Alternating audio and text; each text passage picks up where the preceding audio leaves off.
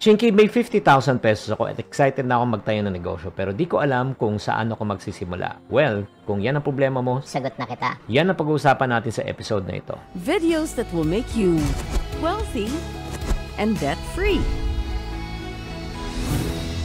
Hi there, this is Chinky Tan, your pambansang wealth coach. If you want to start a smart business idea that fits your budget ng 50,000, nako, ito na yung episode na hinihintay mo. Marami po nagre-request po sa atin, kaya pag-usapan na po natin, kumuha kayo ng isang pirasong papel at ballpen at gagawin natin to, target natin less than 5 minutes. 5 minutes of your time. Number 1, top of my list, definitely food business. Ito yung category na kailangan yung pasukan talaga. Ang pagkain kasi laging in demand yan. Small eatery, karinderya, mag-focus ka sa mga affordable. Like yung mga ito, simple lang ha. Start with silog snacks, no? Yung parang lulutuin, piprituhin mo lang. May nakita nga ako sa Cebu eh. Dilata lang ang niluluto niya eh, di ba? Napakabilis po niya magluto. Napakagaling po niya. Number 2, pwede rin mga mobile food cart. Pwedeng mga street food, kwek-kwek, fishball, siomai, siopaw, di ba? Again, may mga resellers na po dyan na makikita po natin. So, i-reheat nyo lang, ibebenta nyo na agad, may kita na kayo. Pwede rin like for example, drinks, iced tea, milk tea, coffee. Ito naman, syempre, kailangan nyo lang pag-aralan ng konti yung pag-mix-mix pero mabilis naman mapag-aralan.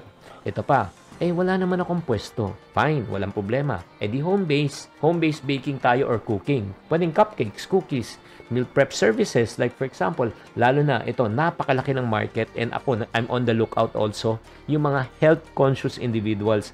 Naghahanap po kasi ako ng mga ako mismo. Naghahanap po ako ng yung magluluto sa akin, tapos yung tama pa for mga diabetic, 'di ba? For matataas ang cholesterol o 'di ba gumawa ka ng meal, bigyan ko kayo ng idea. For diabetic, matataas ang cholesterol or let's say matataas yung fatty liver. Ano yung mga meals na pwede lang Nako, napakalaki niyan. At ang gandahan niyan, rasyon yan. Everyday nilarasyon mo sa kanila. Nako, pwede ka nang kumita ng malaki. Ang tip ko lang sa inyo, simulan lang po na maliit. Mag-batch testing po kayo bago kayo mag-expand, 'di ba? Number 2, alam mo maganda na negosyo, 50K reselling business.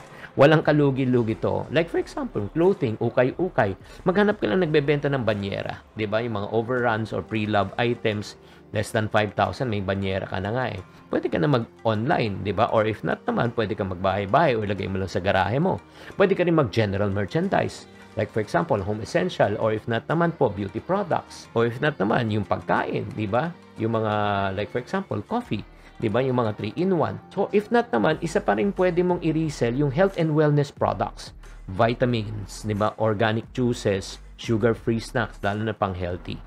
So, subukan natin yung online selling po. At pwede kayong mag-focus. Ang pinakamaganda niyan para mas makilala kayo, mas madali.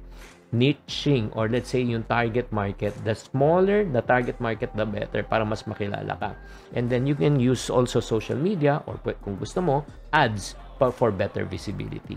Ito yung pangatlong negosyo at 50,000 na talagang sobrang patok na as a matter of fact, hindi ganun kalaking kapital are what we call a service-based business. Like for example, laundry and pick-up, di ba? Delivery. Maliit lang na pang-industrial, pwede ka na at 50,000, washing machine and dryer. Cleaning services, pwede ka maglinis ng offices, di ba? Or if not naman po, sa bahay.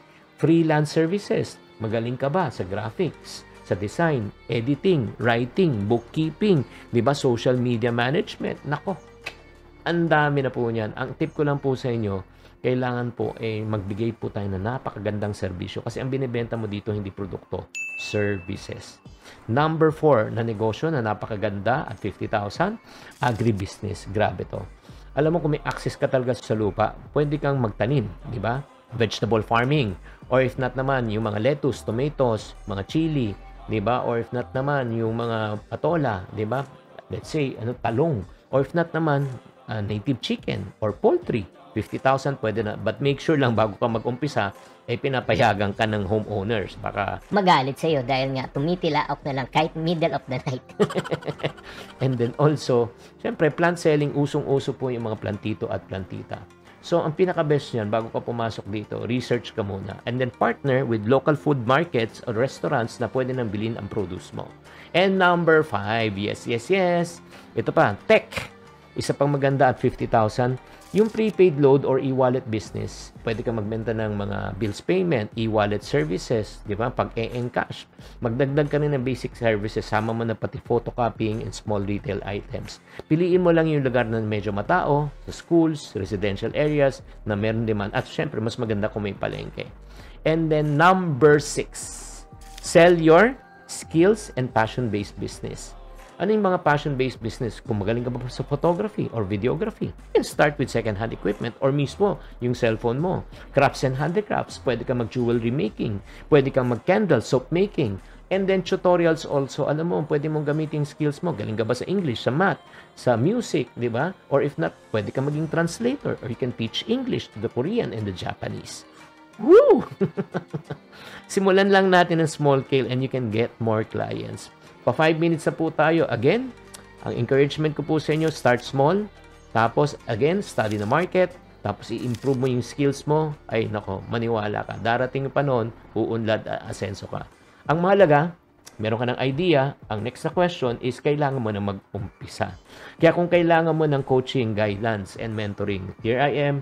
If you want, you can reach out to me. We have group coaching session. We have also our community that can help you and guide you so that you can become financially successful. So kung gusto mo to know more about the community, all you need to do is just go to the comment section, i-click mo na link to know more. So thank you very much for tuning in. Tatandaan, tamang karunungan, tamang disiplina ang susi sa pagyaman.